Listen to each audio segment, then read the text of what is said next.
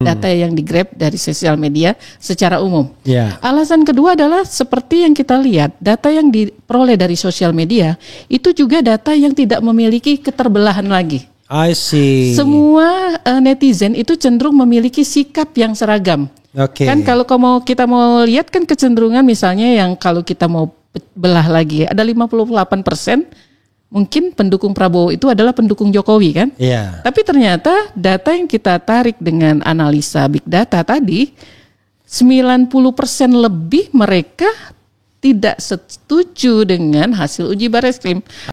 Oke, dan ini fortunately konsisten juga dengan temuan mengenai sentimen positif negatif terhadap Jokowi ya atau terhadap jasa. Betul. Nah itu coba ditampilkan lagi. Oke, kita tampilkan hasilnya ya. Dan angkanya konsisten terus naik sentimen negatifnya ya. Betul. Jadi kalau kita bacakan di sini dari 31 Desember 2024 itu 40,2%. Ya. 31 Januari 2025 itu 81,9%. Ya. Kemudian 28 Februari 2025 sempat menurun sentimen negatifnya 76,2. Iya. Tapi kemudian 31 Maret 2025 naik lagi 80,5%. Kemudian 30 April 2025 ini akhir-akhir bulan kayaknya semua ya. 80,5% ini mulai munculnya Rismond ini. Oke, 87 ya. 87,2%. Kemudian 17 Mei 2025 91,5%. Pada saat tokoh-tokoh dipanggil itu jadi 91,5%. Dan kemudian 23 Mei 2 hari yang lalu 95,8%. Ya, semakin tajam. Jadi kalau kita kemukakan 3 data ini, big data, sentimen positif negatif, big data setuju tidak setuju Bareskrim, kemudian polling data RH channel, percaya tidak percaya, maka konsisten sama di kisaran 90%. Ya, betul. Luar biasa ya. Kira-kira ini bisa dibantah nggak?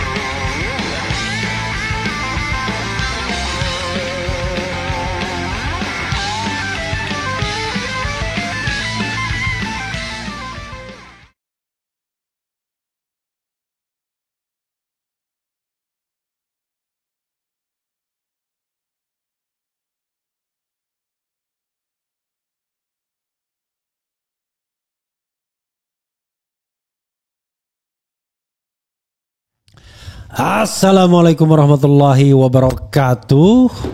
Sobat RH sekalian, jumpa lagi kita di channel yang keren ini. Keren jada. Ya sobat RH sekalian, janjinya jam 1 ya, tapi ini lewat 4 menit kita mulai. Tidak apa-apa ya, yang paling penting adalah kita tidak terlambat sampai berlarut-larut. Dan sebagaimana judulnya, kita akan melihat bagaimana sikap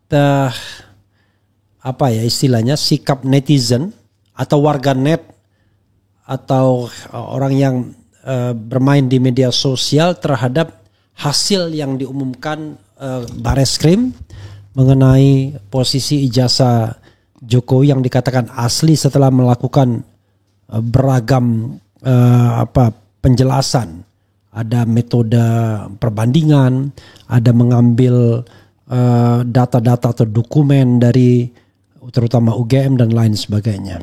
Tetapi rupanya sebagaimana saya sudah sempat katakan beberapa waktu yang lalu, ini rupanya sentimennya negatif nih terhadap apa yang disampaikan Bareskrim Mabes Polri.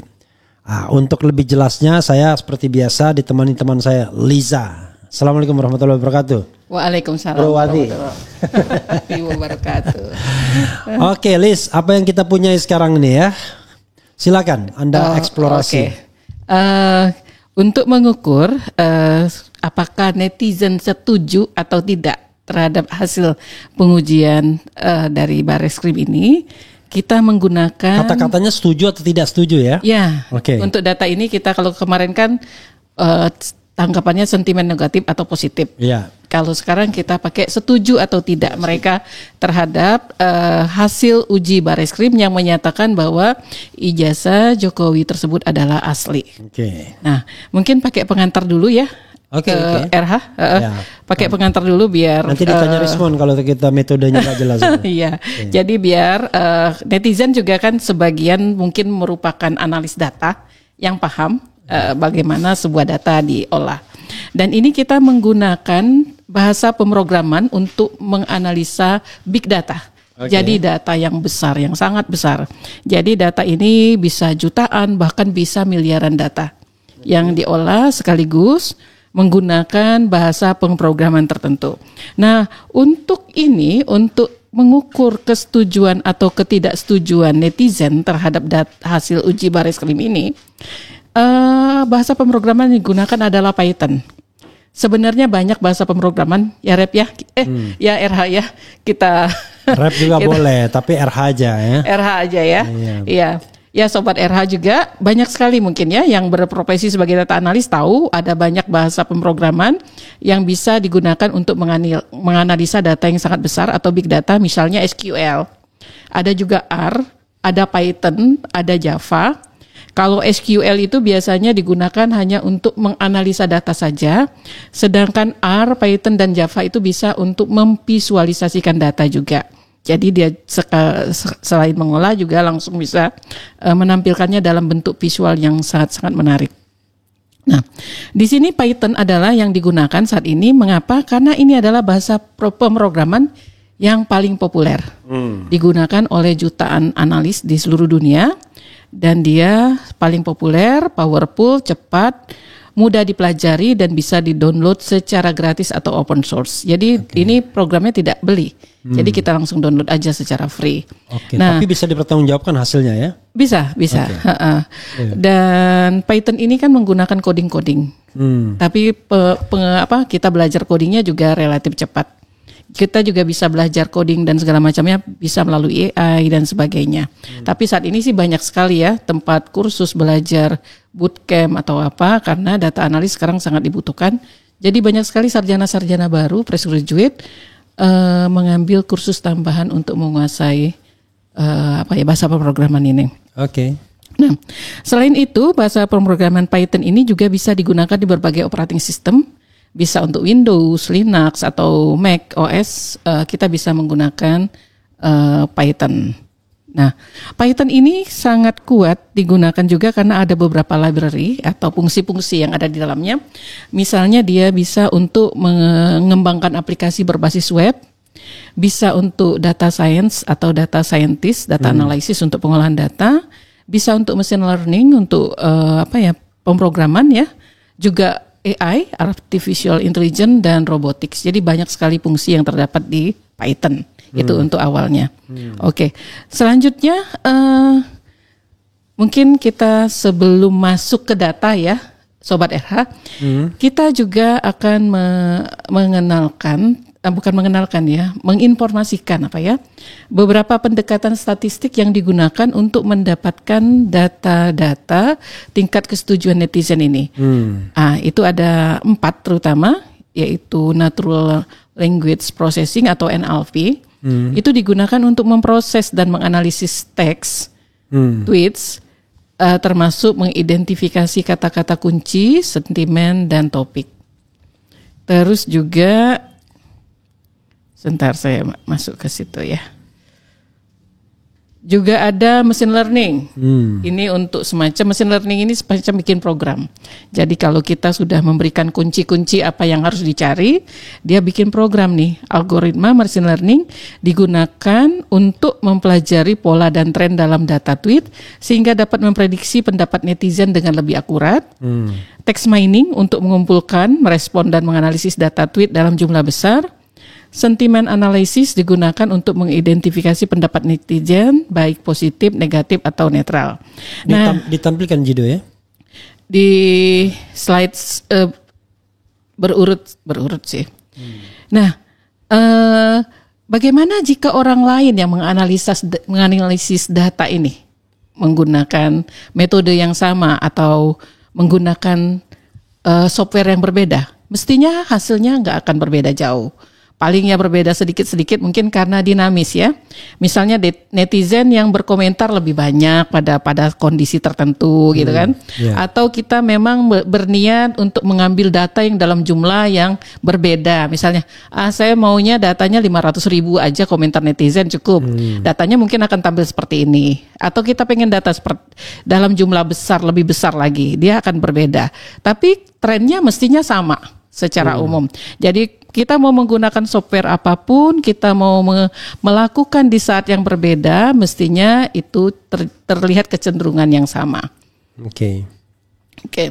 Nah, tentang data yang digunakan untuk mengetahui tingkat kesetujuan atau tingkat ketidaksetujuan netizen terhadap hasil uji, Bareskrim yang menyatakan bahwa dengan uji yang bermacam-macam tadi ya RH ya.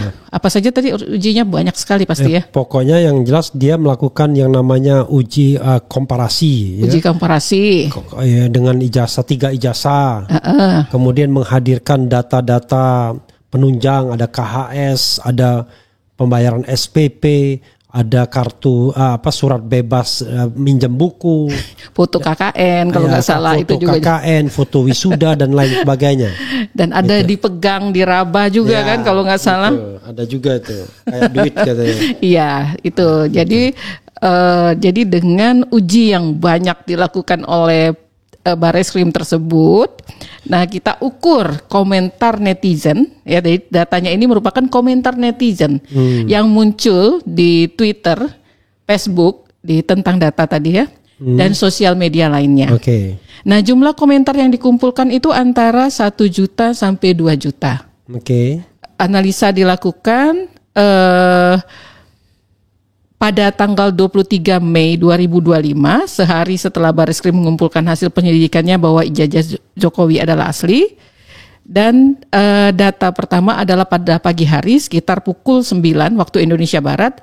Data kedua didapatkan pada sore hari sekitar pukul 6 waktu Indonesia bagian Barat. 18 ya. Tetapi di sini kami tambahkan juga data ketiga. Ya Mas Jido ya. Jadi data per hari ini. Jadi ada update lagi sebenarnya data per hari ini bagaimana kondisinya.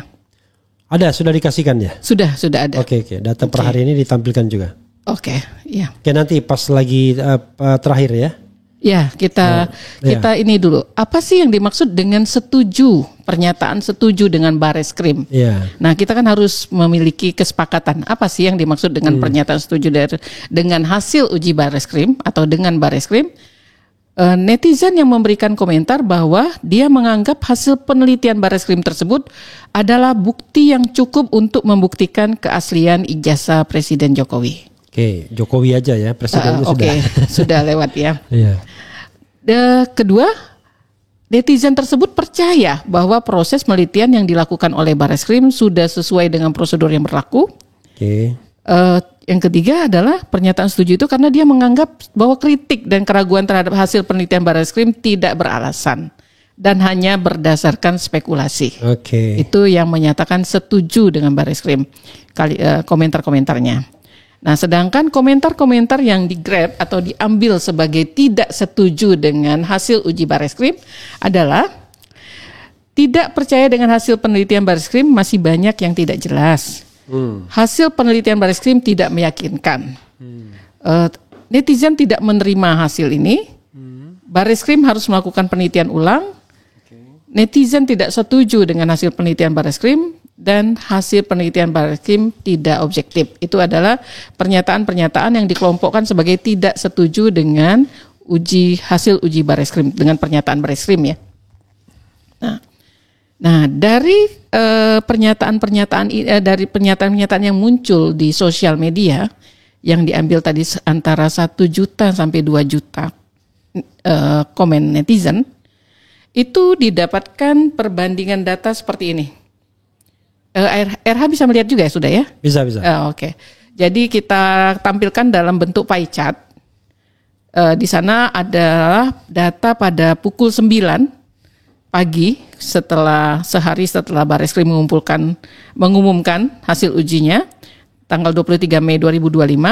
Ada lagi data pada pukul 6 sore pada tanggal 23 Mei 2025 juga, dan data terakhir adalah data per hari ini tanggal 25 Mei tahun 2025. Oke, per hari ini sampai pukul tadi pagi ya, mungkin sekitar pukul 10. Oke. Pukul 10 tadi pagi. Ya. Nah, jika pada data pertama pukul 9 tanggal 23 Mei itu ternyata tingkat ketidaksetujuan terhadap hasil uji Barreskrim itu mendominasi. Besarnya itu 88,2%. Oke. Yang setuju sebesar 11,8%. Jadi tidak ada variabel ketiga ya, cuma 2 aja ya? 2 aja. Setuju tidak setuju. Setuju tidak setuju. Oke. Karena kita memang tidak membuat checklist sendiri. Cuman mengambil saja data yang ada di sosial media. Yang pada saat sore harinya ternyata yang tidak setuju itu makin mendominasi. Bukan berarti mereka beralih, tapi ya misalnya yang tadinya setuju menjadi tidak setuju, tapi ini karena komentar semakin banyak banyak komentar, ternyata persentase berubah ya. Yang makin muncul belakangan itu malah makin tidak setuju. Itu mencapai 93,9%. Pada kondisi sore tersebut, yang setuju terhadap hasil uji Barreskrim menjadi 6,1% saja. Nah, pada hari ini sekitar jam 10 tadi, jadi sebelum tayang ya, kita lakukan lagi pengambilan data. Ternyata yang setuju semakin menurun sih, menurun menjadi 5,8% saja terhadap hasil uji Barreskrim. Yang tidak setuju menguat ke 94,2%. Tadi kami coba gali dari berapa data ini? Dari 2 juta data. Ini yang terakhir ini dari 2 juta data ya? 2 juta komen netizen. Oke, ini sekitar 2 juta. Itu kelihatan ya? Enggak sih, memang ini kita minta 2 juta data. Karena memang komentar. Kalau yang ini kita minta. Karena memang komentarnya belum sebanyak yang kemarin kan intervalnya 1 bulan. Bisa datanya bisa 5 sampai 10 juta. Nah, kalau ini memang kita minta semaksimal mungkin datanya, dan dia bisa memberikan pada data sekitar 2 juta. 2 juta, bisa sekitar 2 juta. Apa pertanyaan, apa keywordnya? Minta maksimal dong atau gimana? Ya, kita minta sebanyak mungkin. Kita butuh waktu lah, dan kita minta ini dari berapa banyak data? Sekitar 2 juta aja. Sekitar 2 juta data. 2 juta komentar. Jadi itu adalah 94,2% yang tidak setuju. Nah, terus bagaimana sih data-data ini? Ini kan semakin kalau tidak setuju ini kita bilang tidak percaya gitu. Bisa ya. Sebenarnya tidak percaya. Ini kan positif negatif kan sebenarnya. Jadi bahasanya tidak percaya sebenarnya ya. Oh iya. Iya kan? Iya, bahasanya tidak percaya karena kalau tidak setuju dan setuju itu seperti dukung mendukung. Oh, oke. Lebih pada percaya dan tidak percaya. Ya, mungkin kalimat percaya dan tidak percaya lebih clear ya. Lebih clear. Tapi di sini kita memang menggalinya setujukah dengan hasil uji Barreskrim, bukan percayakah. Memang ada kalimat itu. Oke, good. Oke. Jadi itu. Nah, terus kalau kita coba lain kali nanti kita ganti jadi tidak percaya, coba ya. Oke, nanti coba kita ganti. Kalau tidak percaya bagaimana hasilnya? Ya. Karena ini berdasarkan definisi seperti ini. Tapi mungkin kalau tidak percaya mungkin ada definisi yang lainnya. Nah, dari data yang muncul tersebut, sebenarnya itu apa sih? Yang di slide terakhir ya. Sebenarnya data ini merupakan reaksi dari apa? Mereka tuh sebenarnya data-data ini merupakan reaksi dari pemahaman masyarakat terhadap topik tersebut. Warganet ya. Netizen. dari berita-berita yang beredar, Ya. juga dari reaksi publik dan tokoh masyarakat, dan dari dinamika yang terjadi di sosial media. Oke. Jadi itu adalah reaksi sebenarnya. Jadi mereka bereaksi.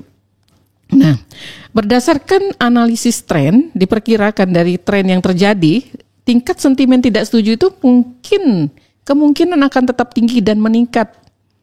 Kami duga ya, akan tetap tinggi dan meningkat karena isu ini telah memicu reaksi kuat dari masyarakat, keraguan yang semakin tinggi terhadap hasil uji Bareskrim, dan perbedaan kuat dugaan netizen dengan hasil uji. Jadi kan mereka kan netizen kan sudah punya asumsi-asumsi. Ya. Dan akhirnya mereka dapat hasil uji seperti itu, mereka jadi tidak setuju. Orang bilang, wah mewakili masyarakat, ya paling tidak 2 juta lah lumayan lah. 2 juta. Ada nggak data pembanding yang mengatakan sebaliknya? Kalau ada data yang sebaliknya kan barangkali kita bisa mengatakan oh relatif, tapi ini kan tidak ada ya. Oke. Bisa aja sih mungkin kalau misalnya pihak Bareskrim mungkin mau menguji gitu kan. Ya. Saya pikir kalau topiknya sama setuju tidak setuju dan percaya tidak percaya mungkin hasilnya nggak akan berbeda jauh sih Era. Menurut kami ya. Dan kalau berbeda jauh aneh jadinya ya, karena datanya dari dari data yang sama ya. Iya, dari data yang sama. Dari source yang sama gitu. Tapi tentunya dengan mungkin jumlah N yang mirip-mirip lah ya. Ya, tapi kalau sudah jumlah N 2 juta itu kira-kira udah solid belum? Solid dah sudah. Solid, sangat solid. Rasanya kalau mau berubah lagi ya paling kecil-kecil lah ya. Oke. Tapi sebenarnya ini juga buat ini ya, buat pemerhati. Ini juga berarti memang ini tidak bisa diabaikan. Jadi berita tentang ini benar-benar harus jadi fokus buat pemerhati masalah ini. Jadi kalau misalnya diabaikan gitu, lemah atau apa, ini mungkin dinamikanya akan berubah lagi. Oke. Jadi sebenarnya kalau misalnya ada tuntutan agar dilakukannya penyelidikan ulang atau penyelidikan khusus berdasarkan hasil ini masuk akal ya, karena itu bila bisa dibilang aspirasi masyarakat gitu. Betul, ini aspirasi masyarakat, dan kalau Bareskrim melakukan yang tidak sesuai dengan aspirasi masyarakat, itu mungkin jadi tanda tanya besar gitu. Dan pasti akan terus ditolak kan, tidak akan menyelesaikan masalah. Iya. Gitu. Karena apa ya? Ini masyarakat sudah seperti memiliki ini, memiliki kepercayaan sendiri gitu terhadap kasus ini. Gitu. Jadi sudah punya pendapat yang barangkali sudah sulit digoyang gitu ya, even oleh pemohon Bareskrim segala.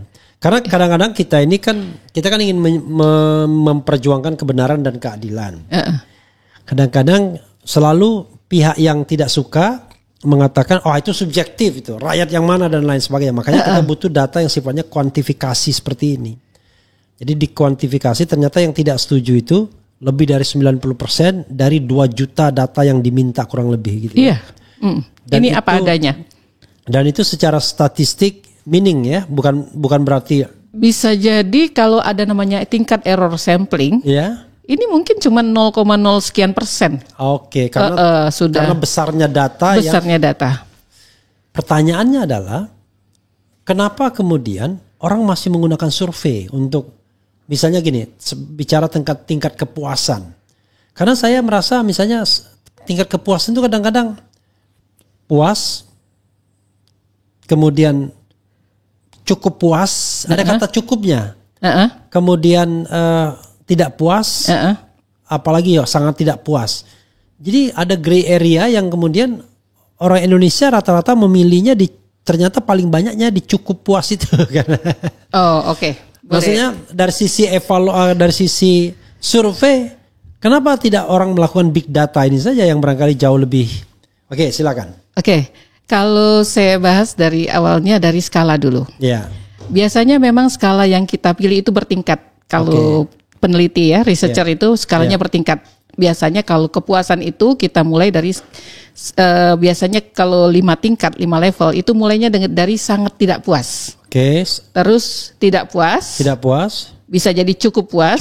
Atau biasa saja. Ya. Terus puas dan sangat puas. Ya. 5 level. Ya. Nah, biasanya yang berarti puas itu di 2 level tertinggi.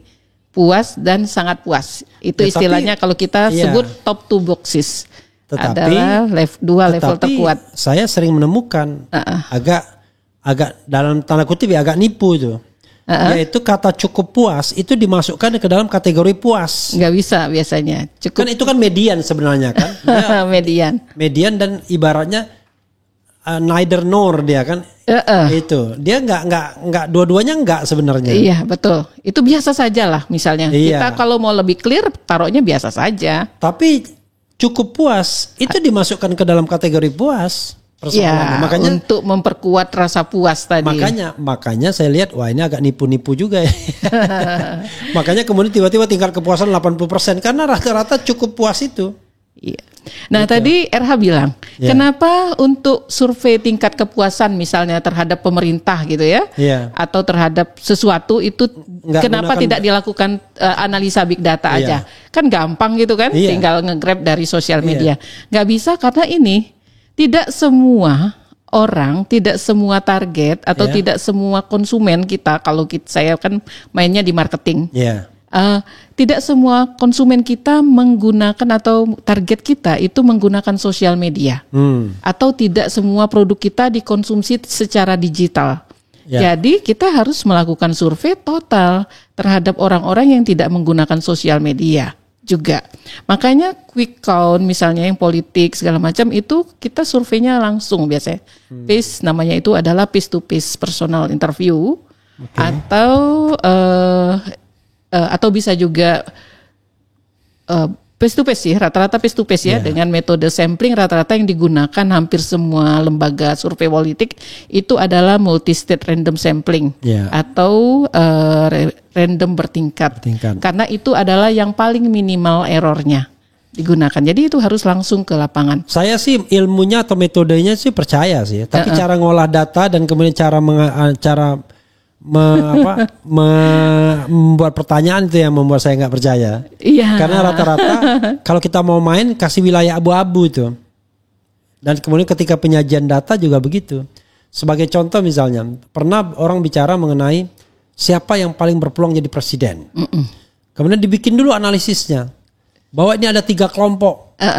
Dari 3 kelompok ini, maka kelompok pertama adalah kelompok yang sudah beraliansi, kelompok A katakanlah ya. Kemudian kelompok yang sudah ini kelompok B, kelompok C. Nah, maka dari 3 kelompok tersebut yang akan jadi game changer itu pada waktu itu dibilang 3 orang. 1 Megawati, 2 Erlangga Hartarto, 3 siapa? Jokowi atau nggak salah, Jokowi atau Prabowo. Nah, kelihatan kebetulan orang ini saya tahu surveyornya Erlangga Hartarto. karena itu dia menggunakan itu sebagai pintu masuk untuk mengkampanyekan. Waduh, halus sih orangnya sih. Orangnya biasa main-main di wilayah begitu. Jadi dan unfortunately nggak naik-naik itu barang. Artinya Erlangga Hartarto nggak laku dijual pada waktu itu ya, sampai sekarang mungkin. Jadi dan kebetulan alumni UGM juga, kacau juga berarti. Iya, terkadang kan survei itu untuk mengetahui posisi tokoh gitu kan terhadap posisi tertentu yang disebutkan nama-nama orang tertentu. Ada nama yang tidak diikutkan ya, nggak tersebutkan lah di sana gitu kan.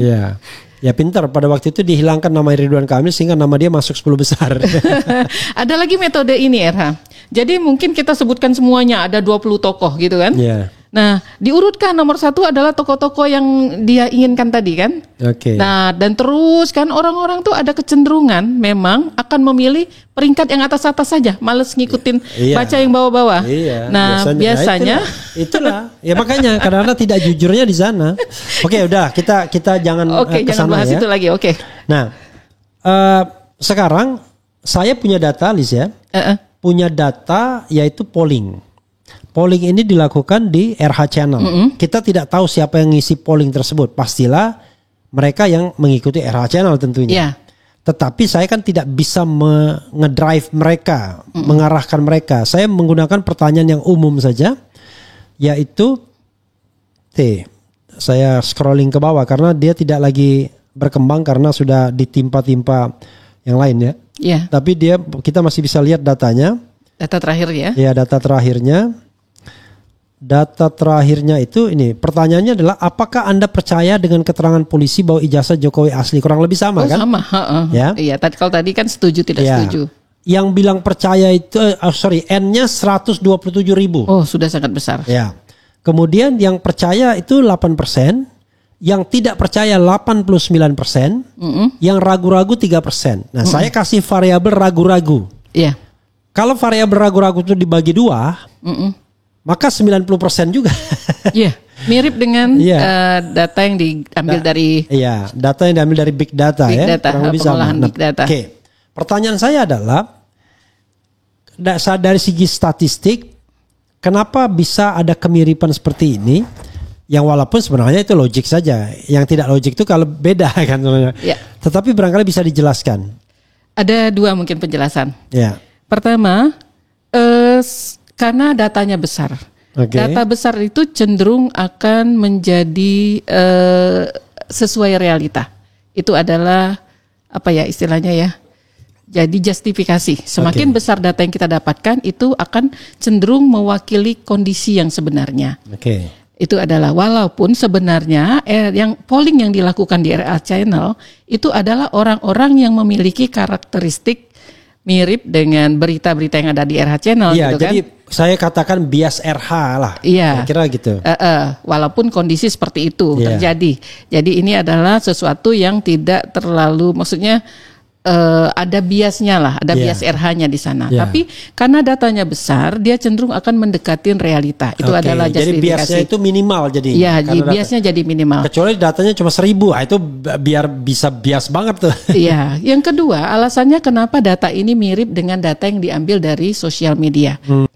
Artinya dia cenderung menganggap ijazah tersebut palsu. Oke. Nah, sedangkan sentimen positif terhadap ijazah Jokowi atau dia merasa ijazah ini asli loh, Iya. ijazahnya Jokowi, itu adalah prestasi Jokowi dalam memperoleh ijazah. Ijazah adalah bukti kemampuan dan integritas, menghargai perjuangan Jokowi. Oke. Jadi ini adalah komentar-komentar netizen yang ada di sosial media yang diambil dan dikelompokkan. Bahwa yang berkomentar negatif tuh ini komentarnya, Iya. yang berkomentar positif tuh komentarnya adalah seperti ini. Ya. Nah, kemarin sudah sempat disinggung, jadi terjadi peningkatan sentimen negatif itu sangat tinggi sejak awal tahun 2025. Yang dominan itu adalah sentimen negatif, dan dari akhir tahun itu sebenarnya masih 40% sentimen negatif terhadap isu ijazah Jokowi. Ya. Tapi sampai kondisi sekarang itu sudah melampaui 90%. 95,8% di sini ya. Iya. Dan ini per tanggal 23 Mei 2025. Ya. Dan betul. angkanya konsisten terus naik sentimen negatifnya ya. Betul. Jadi kalau Sentimen kita negatif. bacakan di sini dari 31 Desember 2024 itu 40,2%. Ya. 31 Januari 2025 itu 81,9%. Kemudian 28 Februari 2025 sempat menurun sentimen negatifnya 76,2. Iya. Tapi kemudian 31 Maret 2025 naik lagi 80,5%. Kemudian 30 April 2025 ini akhir-akhir bulan semua ya. 80,5% ini mulai munculnya Rismond ini. Oke, 87 ya. 87,2%. Kemudian 17 Mei 2025 91,5%. Pada saat tokoh-tokoh dipanggil itu Iya. jadi 91,5%. Dan kemudian 23 Mei 2 hari yang lalu 95,8%. Ya, semakin tajam. Jadi kalau kita kemukakan 3 data ini, big data, sentimen positif negatif, big data setuju tidak setuju Bareskrim, kemudian polling Data RH Channel, percaya tidak percaya, maka konsisten sama di kisaran 90%. Ya, betul. Luar biasa ya. Kira-kira ini bisa dibantah nggak? Gimana cara membantahnya? Mestinya sama. Kalaupun beda ya 1-2% lah, nggak akan berbeda jauh. Mestinya sama kondisi ini. Oke, jadi ini kalau kita bicara tentang pengetahuan, ya, walaupun kita nggak paham apa mereka, tapi menurut Lisa mereka itu paham betul nggak mengenai isu ini?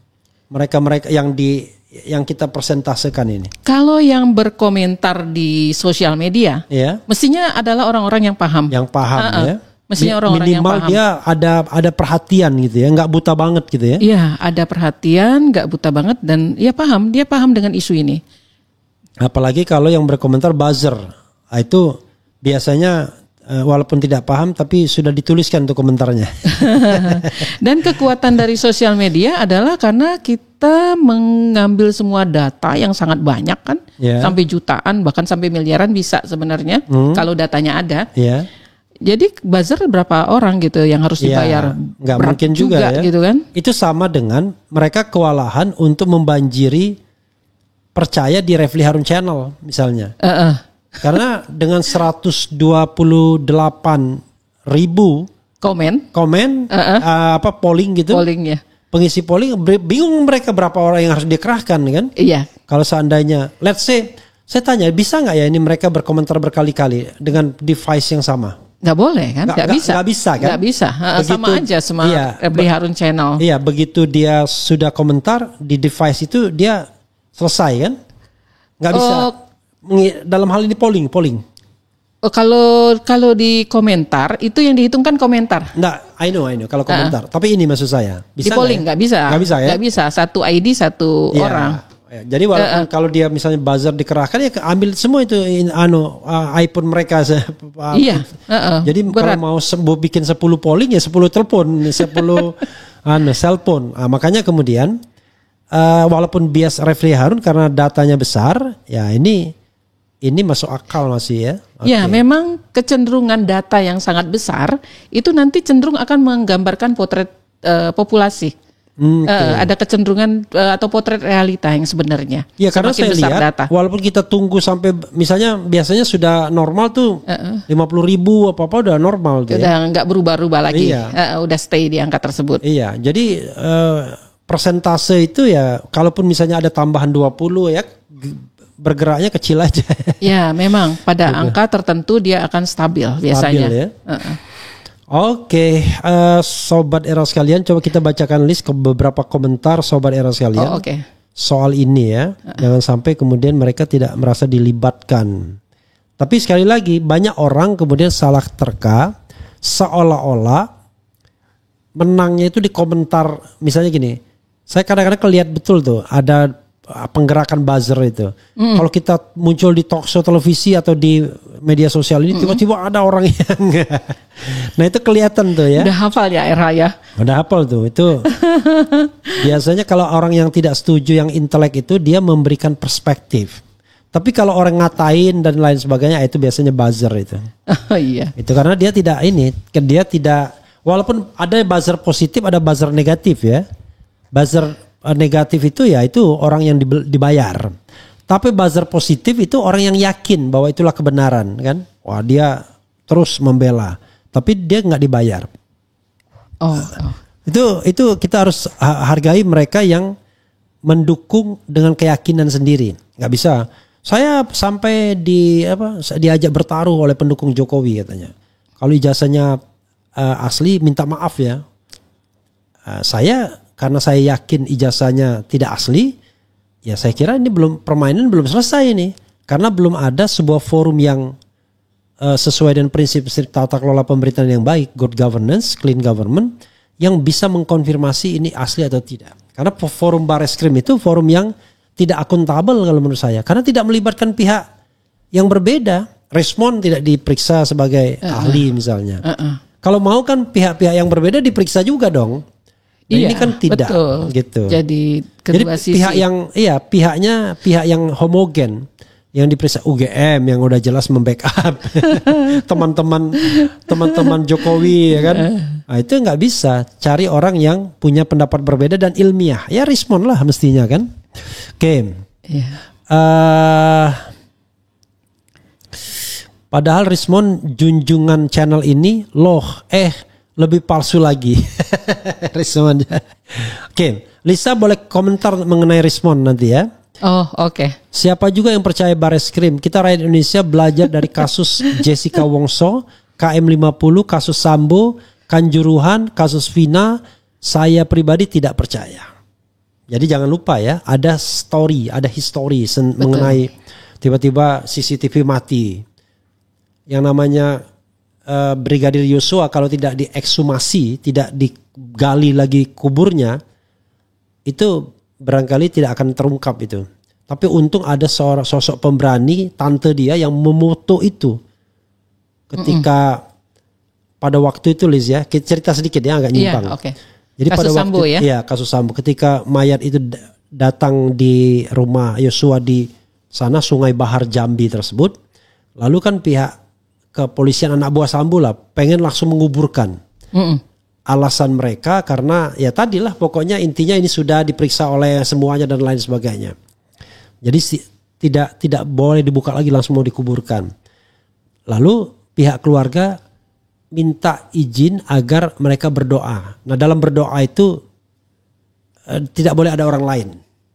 Nah di dalam kesempatan itulah memeriksa ya. Dia buka bajunya lalu dipotret sama di situ ada jahitan dan lain sebagainya. Oh, so. Gitu. Karena sudah dilakukan otopsi sebelumnya untuk memperbaiki kira-kira apalah ya, sama seperti KM50. Makanya bukan tidak ada histori, bro. Kalau Anda marah ya selalu begitu kan. Orang marah itu karena Anda salah. Kalau Anda benar sih biasa aja sebenarnya. Oke, silakan. Kita bacakan terus ya. Iya. Kemudian Red Buzzer Termul sekarang sudah naik Rp 400 per komen atau malah turun ya. Bisa jadi dia mantan buzzer juga. Karena saya pernah ketemu mantan sampai buzzer. Tahu harganya. Ya. Jadi kalau dia gaji bulanan, jadi dia gaji bulanan itu kalau nggak salah berkisar antara 7 juta gitu. Itu dia waktu itu pelaku 2019.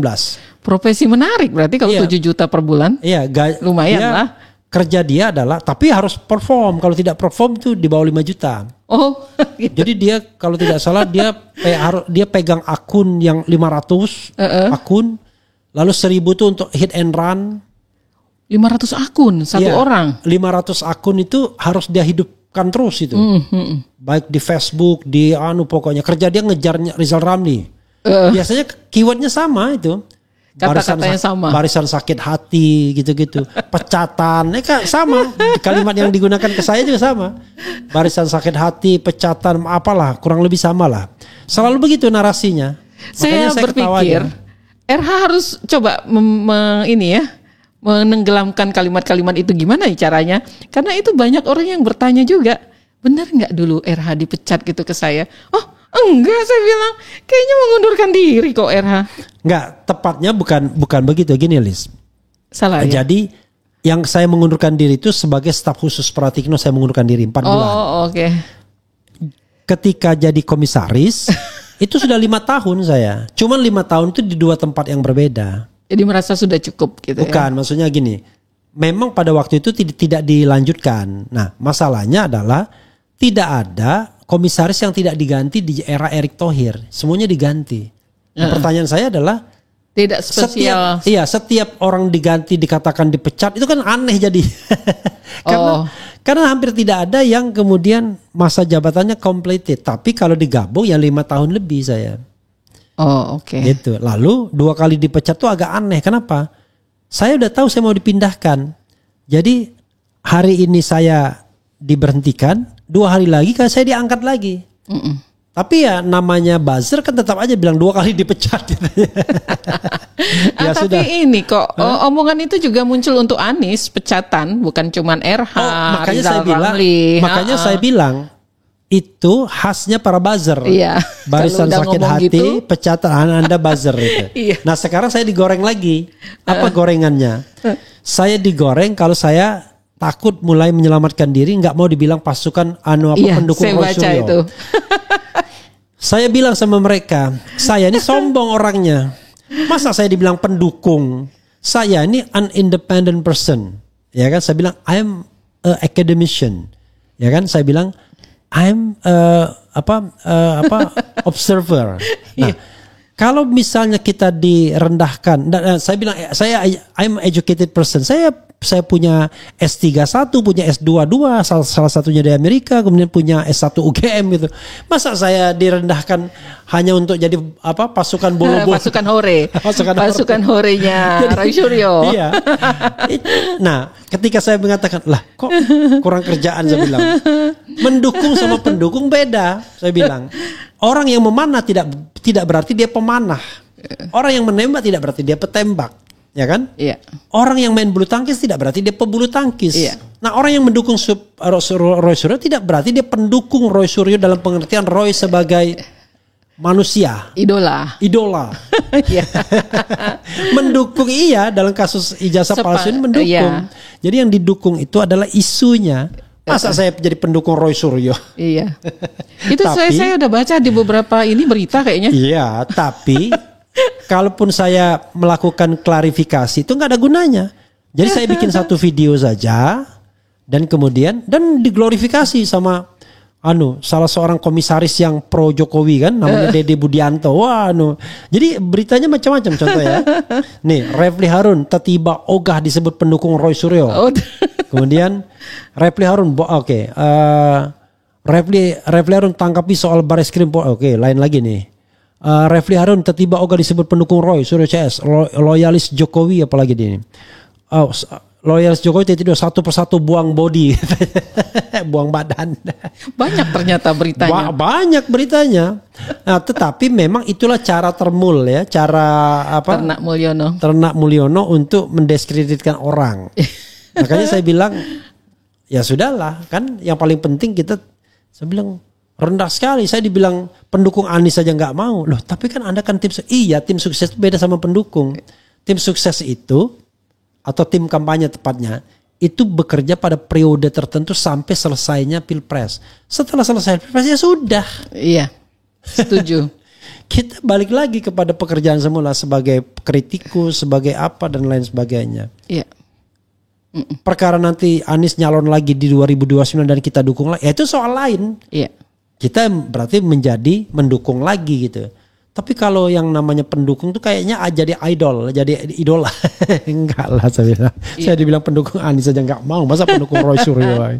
Bukan saya merendahkan Roy Suryo, tetapi intinya adalah itu merendahkan saya kalau saya cuma dibilang pasukan hore-hore gitu ya. Oke lah. Luar biasa. Apalagi Lis yang mau disampaikan Lis? Saya pengen menyampaikan ini tentang Rismon Sianipar dan Roy Suryo yang sudah mengemukakan banyak sekali bukti-bukti yang luar biasa tentang kepalsuan ijazah dan skripsinya Jokowi dengan menggunakan berbagai metode saintifik tentunya dengan visual comparison, dengan apalagi tuh banyak pokoknya metode IT, ada ELA ya. gitu ya, ada ELA, ada deep learning macam-macam lah. Saya juga nggak paham gitu ya. Ada face recognition, banyak gitu sekali metode-metode tentunya.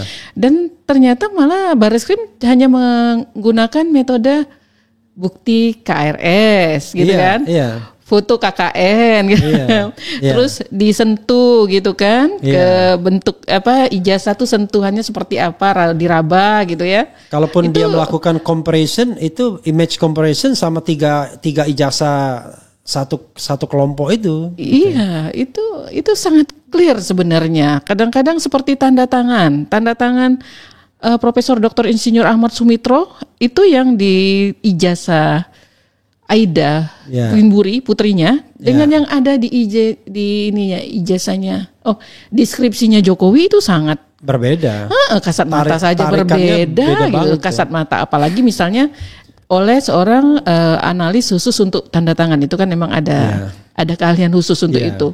Kita yang kasat mata aja ngelihat itu berbeda. Foto ijazah disandingkan. Kalau di ijazah tuh agak ragu-ragu tuh tarikannya. Kan biasanya kalau orang mau meniru itu kan dia nggak pernah tegas dia kan, pasti ada keraguan. Iya, itu tidak ada penjelasan tentang itu kan dari pihak Bareskrim. Bahkan saya baru baru tadi itu ngelihat, mungkin karena di Zoom ya Eraya. Saya di Zoom ini ngelihat ini loh signifikan berbeda gitu. Antara Jokowi dengan foto ijazahnya signifikan berbeda karena di Zoom terlihat akan ada orang yang bilang bahwa itu adalah foto dua orang yang sama walaupun berbeda usia. hal-hal seperti ini kok lewat aja gitu lah oleh tim uji gitu kan. Ini sih sudah dilakukan oleh Dr. Tifa yang begini-begini. Oh, ini sudah dilakukan ya, bahkan karena Dr. Tifa itu mengatakan. Jadi gini, 3 orang itu ya melakukan pendekatan saintifik, tidak hanya sekedar menduga-duga. Dr. Tifa tadi saya belum sebutkan namanya. Jadi mereka itu berdasarkan ilmu yang mereka pahami. Nah, kalau Dr. Tifa itu lihat struktur apa istilahnya sebagai dokter ya. Sebagai dokter yang dibilang namanya rahang, namanya susunan gigi, yang namanya jarak antar mata itu nggak bisa berubah. Padahal itu kasat mata pun belum pakai misalnya digital gitu ya, bukti-bukti. Makanya waktu face recognition itu tidak mirip Jokowi, miripnya Dumarno. Nah, ketika kacamata itu di remove, ada nggak Jido di situ? Yang kacamata di remove itu beda mukanya. Kalau pakai kacamata kan mirip kan?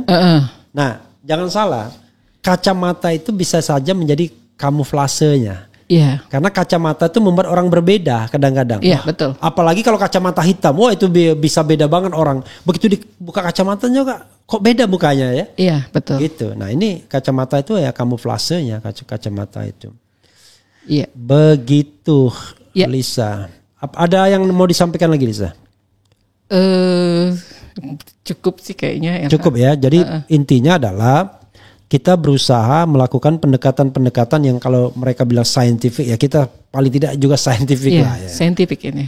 Jadi kalau misalnya kadang-kadang sering sekali dalam perdebatan, wah Anda mewakili rakyat yang mana? Lah sana juga kan rakyat yang mana, kan juga bingung kita. Lalu tiba-tiba dia merefer ke hasil pemilu 58% dan lah itu bukan variabel yang tetap.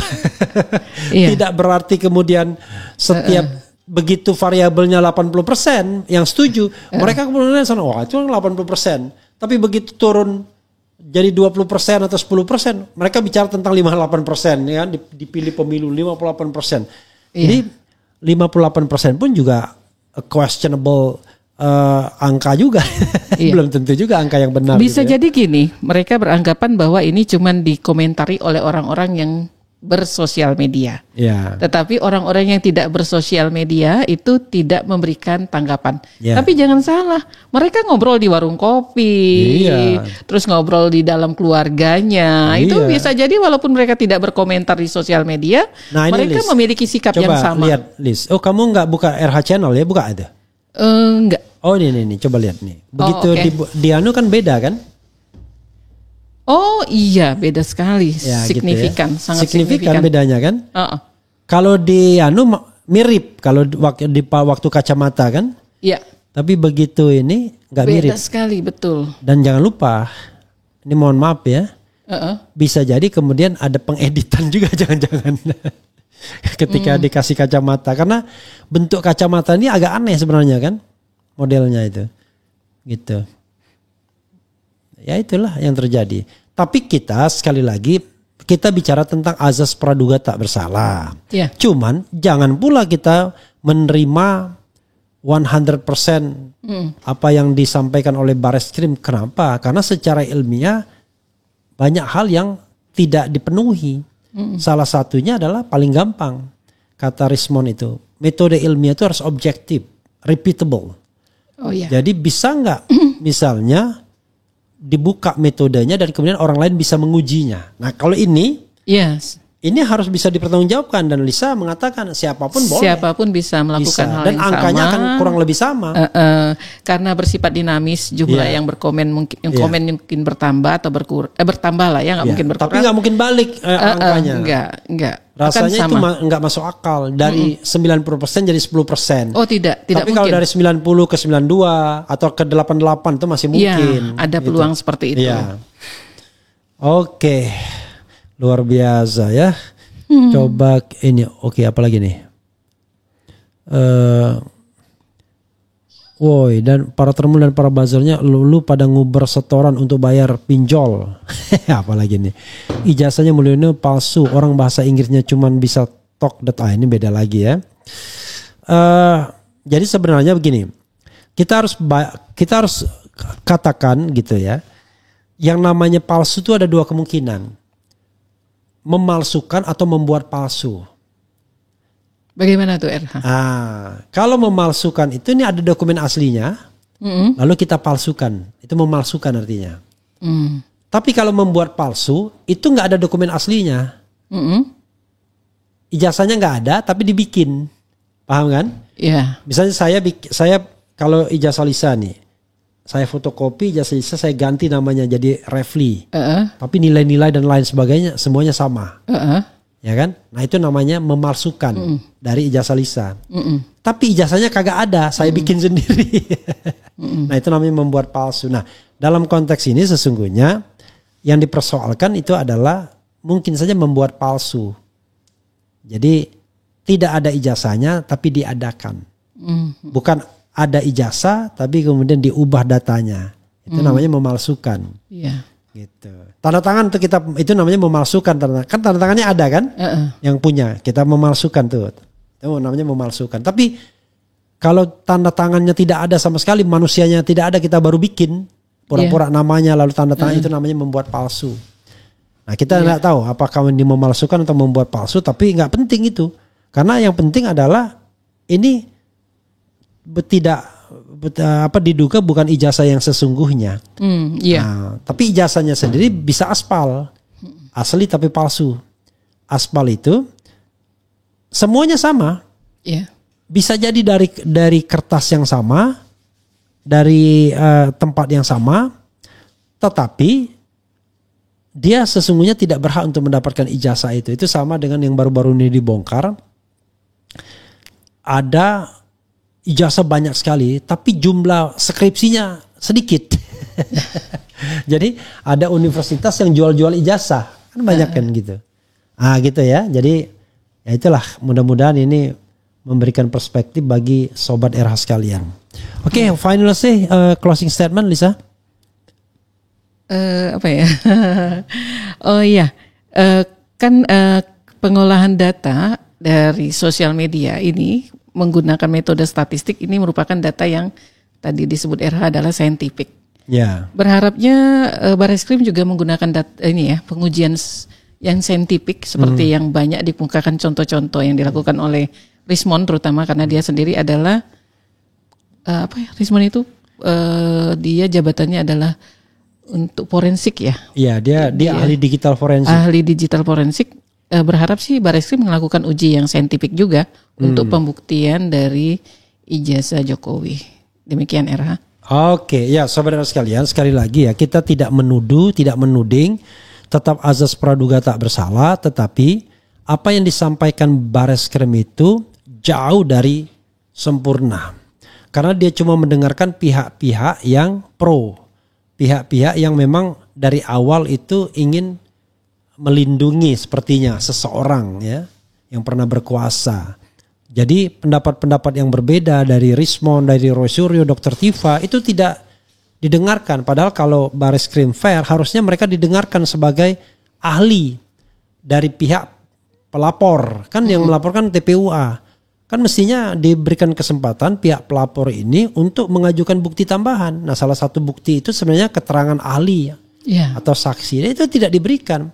Mereka melakukan kegiatannya sendiri dengan tanpa keterbukaan dan kemudian tiba-tiba menyimpulkan sebagai tidak ada tindak pidananya dan berhenti, case close. Oke lah ya saudara sekalian, saya kira kita mengulang beberapa poin kan gak apa-apa ya demi clearance ya. Itu saja saudara sekalian, terima kasih Lisa ya. Nanti mudah-mudahan mudah-mudahan kita bisa mengorek hal-hal lainnya dan kita juga nanti suatu saat bisa bergerak ke tempat lain, jangan hanya ijazah saja, tapi for the time being karena ijazah ini sedang ramai, butuh clearance, klarifikasi dan kejernihan ya, maka untuk sementara kita memberikan informasi tentang ijazah terlebih dahulu. Wassalamualaikum warahmatullahi wabarakatuh. Keren. Cadas.